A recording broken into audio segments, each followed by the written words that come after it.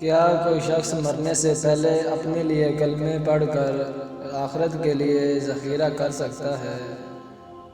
اس کا مطلب یہ کہ انسان کا یہ تصور ہے کہ کچھ پڑھ کر وہ رکھ دے اور مرنے کے بعد فوراً اس کو مل جائے۔ یہ تو بچگانہ سی باتیں ہیں، اور ہم کو یہ دیکھنا چاہیے اور سوچنا چاہیے کہ شریعت میں اس کا کوئی ثبوت نہیں، جیسا کہ قرآن اور حدیث میں بہت سی آیات ہیں اور بہت سی حدیثیں یہ بیان کر رہی ہیں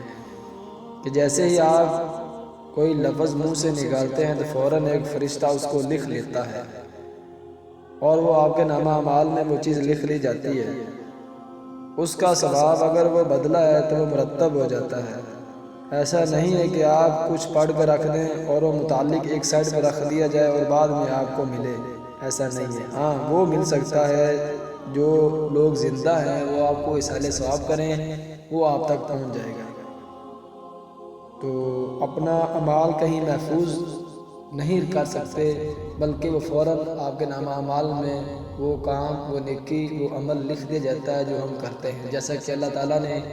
کرام کاتبین کو مقرر فرمایا، اور قبر میں منکرین کو،